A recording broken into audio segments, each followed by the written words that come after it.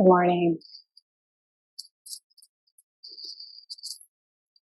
This week we honored Indigenous Peoples Day on Monday, and during the week we've been thinking about what comes to us through the stories and traditions of Indigenous peoples.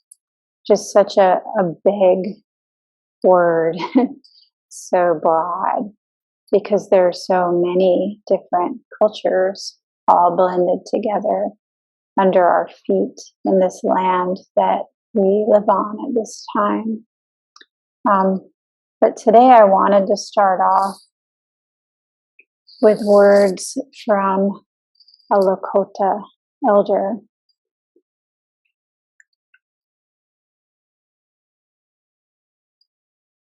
It wasn't our land like we owned it. It was the land where we lived, where our ancestors were buried. It was the land where our sacred stories took place. It had sacred places on it. Our ceremonies were here. We knew the animals. They knew us. We had watched the seasons pass on this land. It was alive, like our grandparents. It gave us life for our bodies and life for our spirits. We were part of it. We did not think we owned the land. The land was part of us. We didn't even know about owning land. It's like talking about owning your grandmother. You can't own your grandmother. She's just your grandmother. Why would you talk about owning her?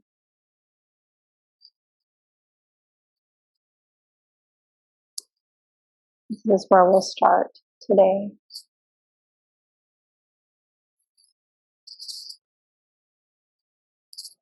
Not knowing what property means. The elder said we didn't even know this word, property. We just belonged to the land. It was part of us. This is the land under our feet, albeit this particular land where this particular elder lived is in northern United States as we know it. Lakota land in North Dakota and South Dakota. It is actually pretty far from where I sit today in terms of how far my feet can walk. And yet I wanted to share this particular passage as an opening to understanding the ground under our feet, an opening to understanding what is already here. We as Buddhists practice a practice that comes to us from Japan, Soto Zen Buddhism. And same for me, I practice a practice that comes from Japan. Actually, I didn't go straight to Japan. I left the land on which I was born in Florida, a land that's made of sand, underneath which is water. Honeycomb structure filled with water, pure water. Really beautiful, clear water that when you dive into it, you can see so far. I remember swimming in the springs near my home as a child and diving into this water. And my siblings and I would like to see how far we could go in this spring away from each other and still be able to see. Wave. We would make hand signals. It was so pure and so clean in this water. It felt so good on a hot day. And it was so part of how I grew up, being part of this water, letting this natural spring water coat my body, drinking from the water, being in the water. And likewise, my mother had grown up next to this water. She would tell us stories of when she was a child and the spring was not yet a state park. Her family lived right there, and it would be so hot in the Florida summer that they would go to the spring and they would take a watermelon. They would put the watermelon in one of the caves, because remember I told you it's honeycombed, and some of the honeycomb parts come up above the land in the water and most are below. So one of those made a cave. They would put the watermelon in the cave to get cold. They would enjoy their day. They would swim in the spring, the beautiful, clear spring. They would have their lunch, and then by about that time, the watermelon would be cold, and they would open it and eat it as a family. This is the same land where my grandmother grew up, farming, digging in the land, growing things, living with her siblings. Her mother died when she was very young, and she raised her siblings herself by growing things in the earth together with her father, by living very close to the land in a really simple house. I remember about my grandmother's house that you could see the land through the cracks in the floor if you looked down, very close to the land. And this is the land where my feet grew up as a child, the soft sand underneath the feet, because I rarely wore shoes and I was always in the woods. So though this land was all around me, and it was as much a part of me as any other part of my life, I didn't know the stories of the land other than the feeling of my feet connecting with the sand. I think as a child, this was the story that was most important for me. The feeling of my feet connecting with the sand underneath my bare feet walking. My hands digging in the earth to grow things. The sun over my head, really hot. And then the feeling of the warm spring water as I dove in. I remember once I had been quite sick with strep throat and I lost my voice for about a week. This would happen to me frequently as a child. Some friends were visiting from out of town, and we all went to the spring to swim, and I wanted to go in so badly.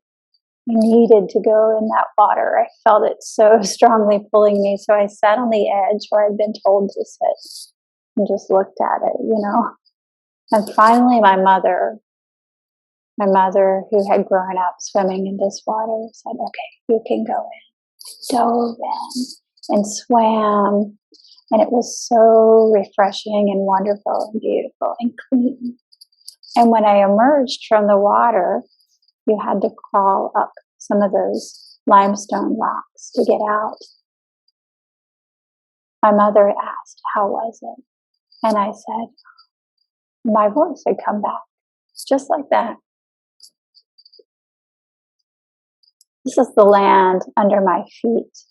And I left this land as a person, first in my late teens to go away to college, and then in my 20s to go literally around the world, where I went to Japan and lived for many years, and then came back to the United States, as we call them now, through the West Coast, and then eventually back to the East Coast. Putting my feet back on the soil where I grew up. In 2016, during the time when people from all over the world, in particular Indigenous people supported by others, came together at Standing Rock in North Dakota to try to protect the water, I remembered the water in my childhood. I remembered the clean water and how beautiful and how delicious it was and how healing as I worked with others to offer prayers to protect the water. The day that I arrived there, I sat next to a fire. It was really, really cold. And I was tired. I had traveled far. And an elder woman came over to me and she said, "Go to the water and pray for the water." And I said, "Yes." Just as I'd learned to do in Japan, yes. When my teacher tells me to do something, the only response possible is, "Yes, I will." So I did.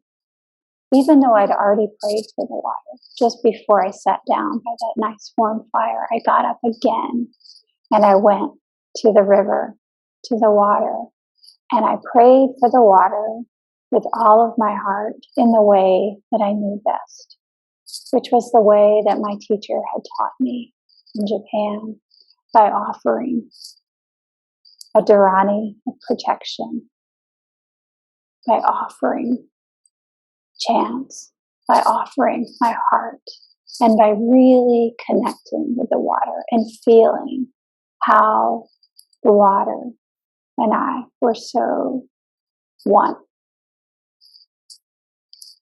At that place, they have the saying, which isn't really a saying, it's a prayer, or it's just a statement of fact.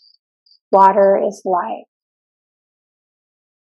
Water is life. And it's literally taught that way and understood that way. Not water is like life, or water is, resembles life, or water gives life, or water comes from life. No, water is life. Our bodies, which are full, made up primarily of water. Our atmosphere, the rivers and the streams that we drink in our mouth. This is life. And I remember Dogen Zenji, the founder of Soto Zen Buddhism,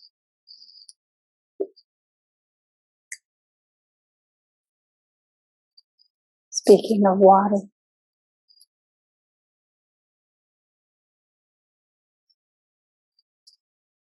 Water is neither strong nor weak, neither wet nor dry, neither moving nor still, neither cold nor hot, neither being nor non-being, neither delusion nor enlightenment. Frozen, it is harder than a diamond. Who could break it? Melted, it is softer than milk. Who could break it? This being the case, we cannot doubt the many virtues realized by water. We should study the occasion when the water of the 10 directions is seen in the 10 directions. Water is life. Not like life, not from life, literally life. Wherever the Buddhas and ancestors are, water is always there. Wherever water is, the Buddhas and ancestors always appear. Therefore, the Buddhas and ancestors have always taken up water as their own body and mind, their own thinking. Water is life. Why do we forget this? We get so wound up in our thinking mind that we lose what's right here in our very bodies. We lose the world around us, the natural environment, our teachers, the trees, the mountains, the animals, were not separate from us. So when I heard water is life, and I felt the life in my body and the connection with the river, I thought of Dogen Zenji. And when I told my teacher about my trip there, he said, "Oh, of course, Dogen Zenji would agree." And when I went to Standing Rock and made an offering from a Tibetan Rinpoche of a special blessing on paper he had made, they looked at it and they said, "Oh, medicine wheel." In Dogen Zenji's Fukan Zazengi, he says, "Why leave behind the seat that exists in your home and go aimlessly off to the dusty realms of other lands? If you make one misstep, you go astray from the way directly before you." Why leave behind the seat that exists in your home and go aimlessly off to the dusty realms of other lands? If you make one misstep, you go astray from the way directly before you. Though the truth is right here with us at all times, we only have to look up at the sky, touch the earth beneath our feet. We forget. We get separate from it. We forget who we are, and we go off in search of the truth. Fortunately, our teachers are all around us at any given moment. There are so many ways we can connect with the teachers that we have in the earth, the sky, the trees, the birds, the animals. Walt Whitman, in Song of the Open Road, writes, "From this hour, I ordain myself loose of limits and imaginary lines, going where I list, my own master, total and absolute, listening to others and considering well what they say, pausing, searching, receiving, contemplating, gently but with undeniable will, divesting myself of the holds that would hold me. I inhale great drops of space. The east and the west are mine. The north and the south are mine. I am larger, better than I thought. I did not know I held so much goodness. All seems beautiful to me. I can repeat over to men and women, you have done so much good to me. I would do the same for you." Now, if 1,000 perfect men and women were to appear, it would not amaze me. Now, if 1,000 beautiful forms were to appear, it would not astonish me. Now I see that the secret of making the best people is to grow in the open air and to eat and sleep with the earth. These are the lessons that are right under our feet all the time, right here as we walk. The lessons that we so easily lose sight of as we wander in the dusty realms, quite literally, and also in our own minds. Searching out there for something that is quite comfortably already here. Water is life. The Lakota elder has many things to say. These are the ones I wanted to share with you today. It is not easy for people to be as great as a mountain or a forest, but that's why the Creator gave them to us as teachers. Now that I'm old and I look once more toward them for lessons, instead of trying to understand the ways of people. Now that I'm old, I look once more toward them for lessons, instead of trying to understand the ways of people. They tell me to be patient. They tell me I cannot change what is. I can only hope to change what will become. Let the grasses grow over our scars, they say. Let the flowers bloom over our wounds.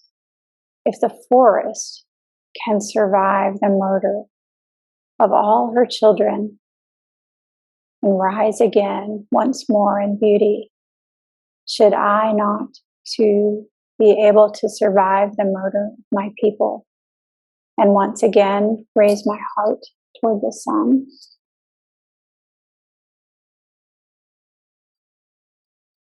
The lessons that we need are all around us, offered to us by the forest, by the mountains themselves, by the world right here under our feet. Dogen Zenji in Mountains and Waters Sutra. Although we say that mountains belong to the country, actually they belong to those who love them. When the mountains love their owners, the wise and virtuous inevitably enter the mountains. And when sages and wise people live in the mountains, because the mountains belong to them, trees and rocks flourish and abound. And birds and bears. Oops, I said bears, but it says beasts. Birds and beasts take on a supernatural excellence. This is because the sages and wise people have covered them with their virtue. We should realize that the mountains actually take delight in wise people, actually take delight in sages. We should understand that the mountains are not within the limits of the human realm or the limits of the heavens above. They are not to be viewed with the calculations of human thought. If only we did not compare them with the flowing of the human realm, who would have any doubts about such things as mountains flowing or not flowing? And it's not the case simply that there is water within the world. Within the world of water, there is a world. And this is true not only within water, within clouds as well. There is a world of sentient beings. Within wind, there's a world of sentient beings. Within fire, there's a world of sentient beings. Within the earth, there is a world of sentient beings. Within the Dharma realm, there is a world of sentient beings. Within a single blade of grass, there is a world of sentient beings. Within a single staff, there is a world of sentient beings. And wherever there is a world of sentient beings, there is inevitably the world of Buddhas and ancestors. We should study this carefully.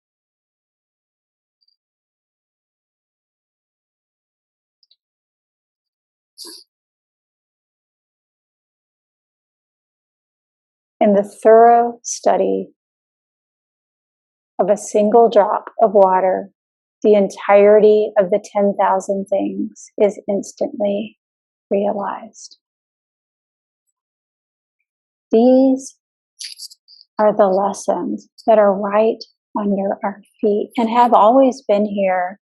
And they come to us, sure, through the teachings of the people who were on this land before we were. And they come to us from the land itself when we listen. Sometimes we must leave where we are to truly appreciate where we are. Leaving behind the seat that exists in our own homes and going off to the dusty realms of other lands perhaps is necessary. If you make one misstep, you go astray from the way directly before you, the way directly under our feet, the way directly in our nose, in our bodies, in our mouths.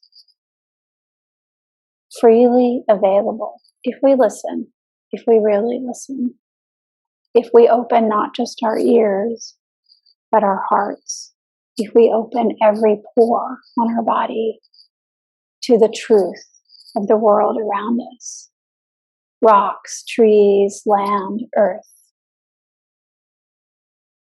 My Shuso teacher, my Modoshi, Kunada Tetsumon Roshi, when he arrived at the temple, he made his way into the temple very quickly to make prostrations and honor the place, to honor the practice, to honor his teachers and the ancestors immediately with a sense of great urgency. And where did this urgency come from for Kunada Roshi?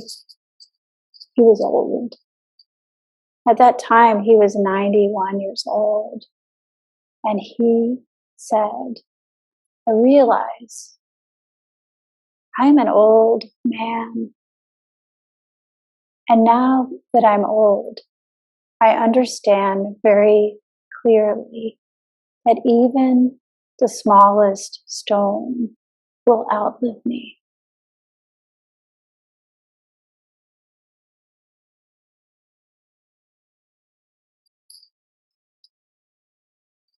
The structure of landscape is infinitesimal, like the structure of music, seamless, invisible. Even the rain has larger sutras. What holds the landscape together and what holds music together is faith, it appears. Faith of the eye, faith of the ear. Nothing like that in language. However, clouds chugging from west to east like blossoms blown by the wind. October, and anything's possible. Here is the story of Swan Song, a Buddhist monk who went from Xi'an to southern India and back on horseback, on camelback, on elephant back, and on foot. 10,000 miles it took him from 629 to 645, mountains and deserts in search of the truth, at the heart of reality, the law that would help him escape it, and all its attendant and inescapable suffering. And he found it. These days, I look at things, not through them, and sit down low, as far away from the sky as I can get. The reef of the weeping cherry flourishes coral. The neighbor's back porch light bulb glow like an enemy's. Squid-eyed Venus floats forth overhead.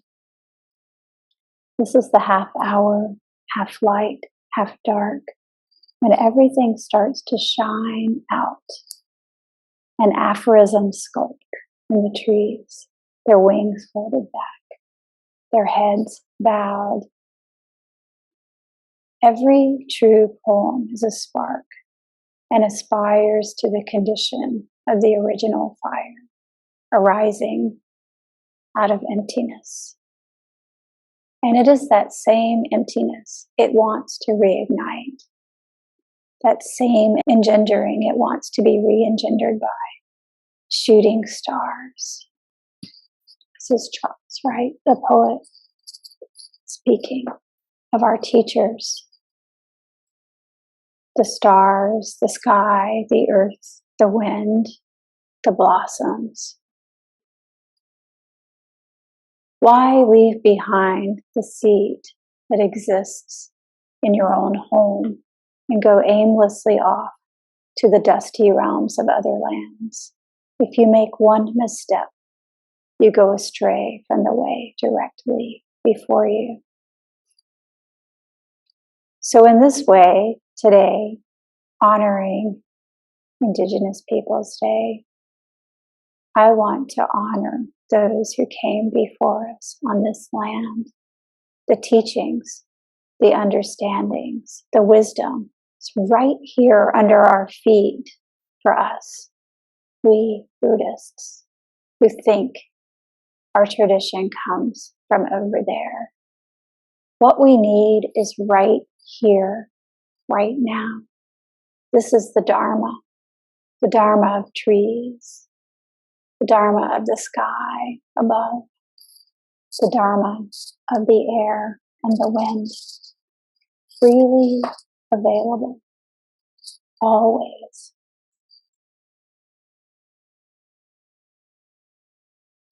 An old Buddha, Dogen Zenji, an old Buddha has said, mountains are mountains and waters are waters. These words do not say that mountains are mountains. They say that mountains are mountains.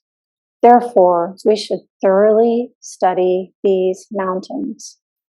When we thoroughly study the mountains, this is the mountain training.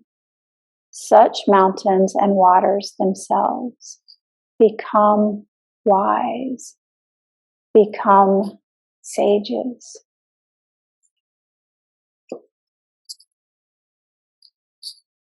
Thank you.